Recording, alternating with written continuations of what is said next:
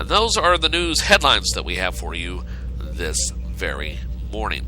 What do you say we take a gander at that weather forecast, shall we? And by the way, the weather forecast is brought to us by the Weather Channel and weather.com. Winter weather warning right now. Here's a live look at the Fox 6 snow stick. This is out on the weather dick.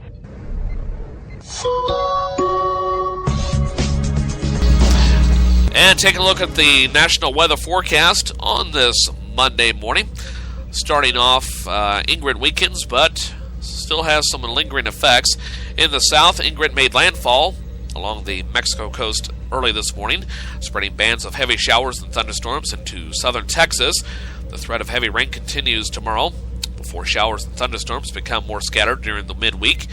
Rainfall of 1 to 3 inches is possible through the Rio Grande Valley through southern Texas. Closer to the mouth of the Rio Grande, rainfall could tally up to 5 inches, with high spots up to 8 inches. Flash flooding and river flooding are possible due to heavy rain. Coastal flooding, rough surf, and rip currents are likely along the southern part of Texas, from near Corpus Christi to Brownsville, including South Padre Island. Elsewhere, scattered showers and thunderstorms are possible along the southeast coast, in Florida, and from northern Texas and Oklahoma to northern North Carolina. It will be very warm across the region, with highs mainly in the 80s to lower 90s. Hotter mid and upper 90s are likely in the lower Mississippi Valley and eastern Texas.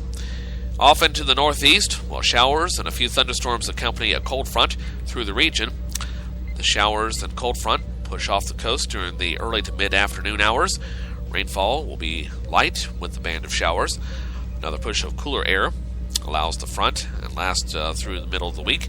Highs today and tomorrow will be in the 60s and 70s. Warmer temperatures move back into the region by the end of the week, with widespread 70s and some 80s for highs. Here in the Midwest, well, it looks like a southward moving cold front will bring chances of showers and thunderstorms from the Ohio Valley to Kansas. Rain chances appear to be higher in Kansas and Missouri. Scattered showers are possible near the shores of the Great Lakes as another cool air mass pushes into the region. Temperatures will be cool with highs in the 60s and 70s. Out west, scattered showers and thunderstorms remain likely in Colorado, except the Northeast and New Mexico. Locally heavy downpours could trigger additional flooding, but it should be spotty. Drier conditions will move into the region tomorrow, with nothing more than a stray shower or thunderstorm expected. And scattered showers and thunderstorms continue in western Washington and northwest Oregon. Scattered showers and thunderstorms are also possible in the northern Rockies. High temperatures will be mostly in the 70s and 80s. Hotter in the desert regions, with highs of 95 up to 110 degrees. And that, my friends, is a look at the nationwide weather forecast.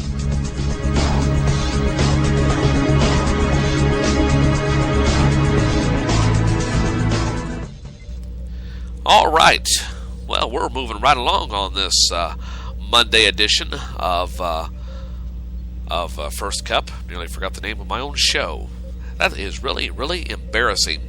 At the start of the show, you may have heard, I want to do this before we get into the birthday segment, because I'm sure some of you are probably wondering what this music was that you heard during the opening joke.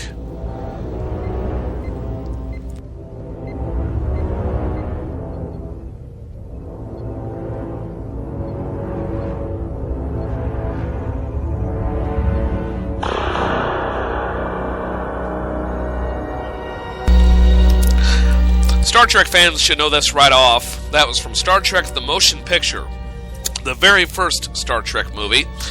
And Voyager was very popular at that time. And the premise of it was Voyager 6, which never existed, by the way, came back to Earth 3 centuries later looking to join with its creator. Something that they've said repeatedly throughout that movie. That's what that is in reference to. Voyager 1 leaving the solar system. Hence the title of today's episode, Voyager Will Come Back. At least that's the tentative working title for today's show. So now you know. In case you haven't noticed, I plan to put it on the website a little bit later on at some point. I title each and every episode. So when you go back and look through the show archives and looking for a particular episode, that's what that's all about. So remember that with episode 21, which is this episode of First Cup. Well, it's time for celebrity birthdays for the 16th day of September. And for some reason, I am not finding that intro. So I tell you what we will do instead. It'll take just a moment to find it. So bear with me. We will have the President's weekly radio address, which I nearly forgot to run because I got so long-winded in the opening segment. For some reason, I'm having trouble remembering that. And then we'll have celebrity birthdays right after that. And this will give my jaws a chance to get a little bit of a rest here, because as you can tell, I'm having trouble talking, more so than normal. So right now, we'll have the President's weekly radio address, which was broadcast this past Saturday on a lot of your local radio stations, mostly AM stations, I'm sure. And then after the President's weekly radio address, we'll have celebrity birthdays, plus a whole lot more on this edition of First Cup.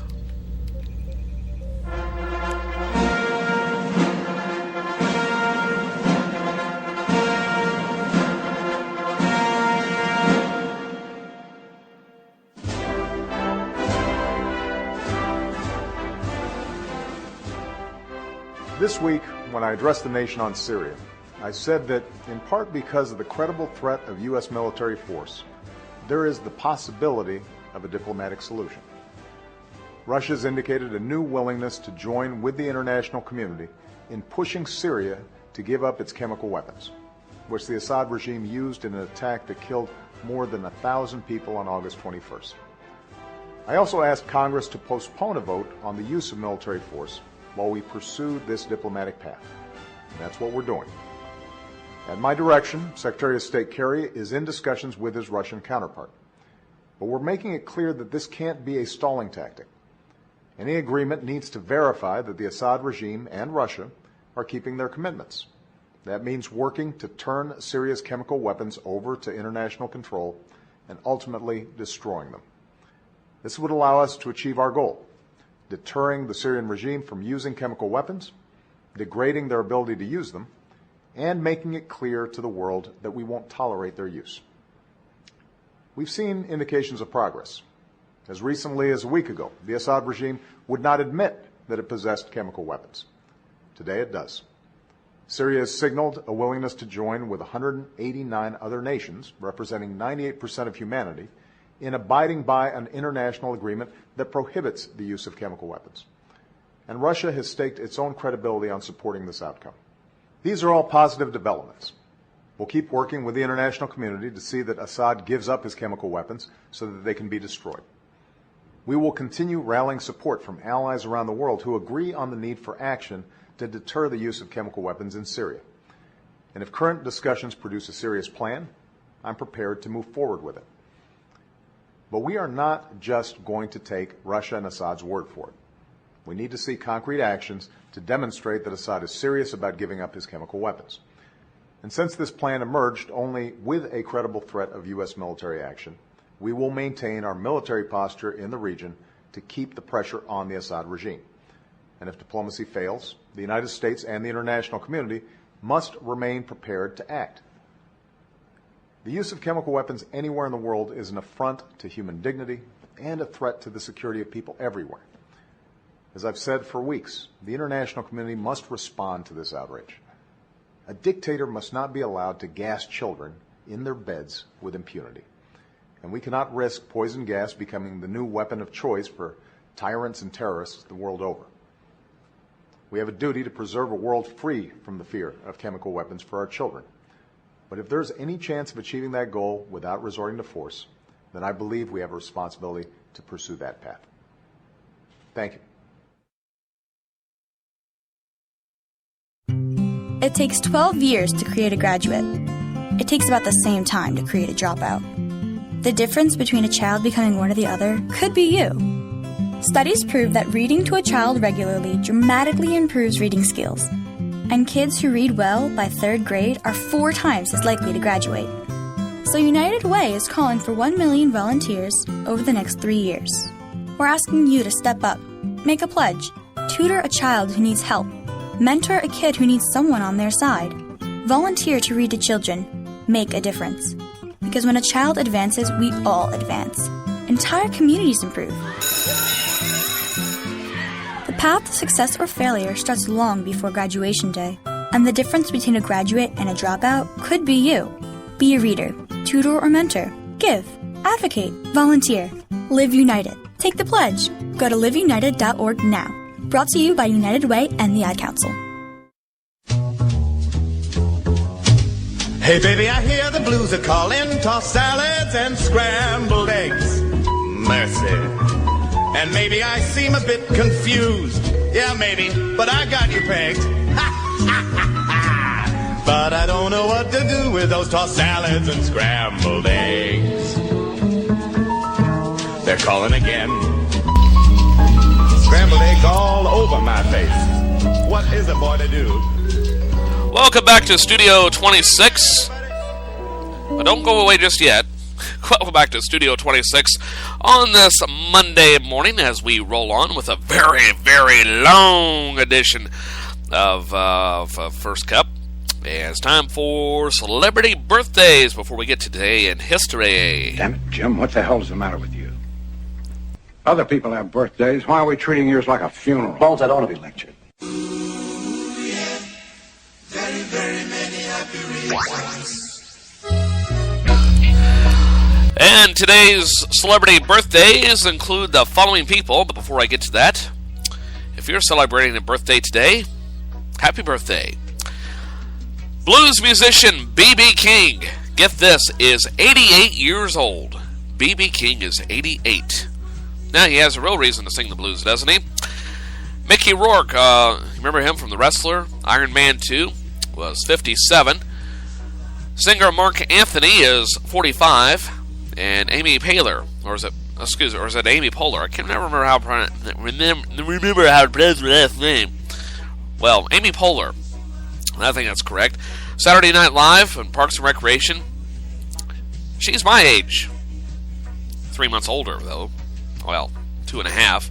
She turns 42 today. Happy birthday to Amy Poehler. Why did I say Amy Poehler? You can tell I'm a big fan of Amy Poehler or Amy Poehler. However you pronounce her name. She is 42 today. I don't think she's all that funny. I mean, she's alright. She has her moments, but I never could get into Parks and Recreation. I've watched it, and I'm thinking, this is just a little too real at times, because I've attended a few Parks and Recreation meetings in my time in radio, and I can tell you a lot of those small-town meetings are about as hokey as that show is. So I guess in that regard, it does play out. Well, those are celebrity birthdays for today. Nobody said we go back in time and get ready for Today in History. And what did I do with the Today in History intro? I thought I loaded it, and I'm not seeing it now. Let's see, is it down here? Nope, it's not there. Bear with me. I know it's in the system.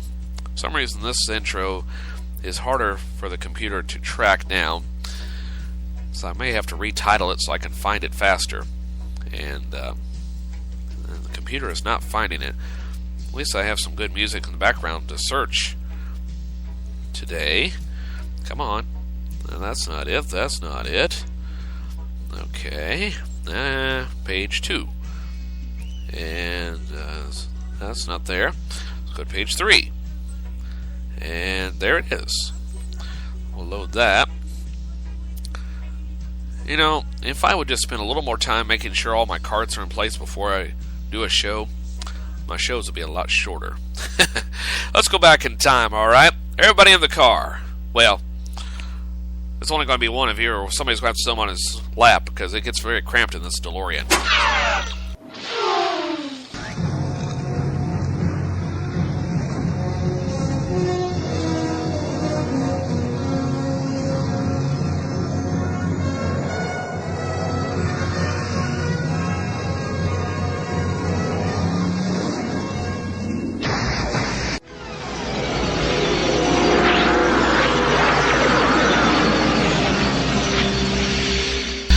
And we'll have more of Today in History in just a few seconds from the Associated Press. But on this date in 1853, that's right, September 16th, 1853, Henry E. Steinway, That's right, Henry E. Steinway sold his first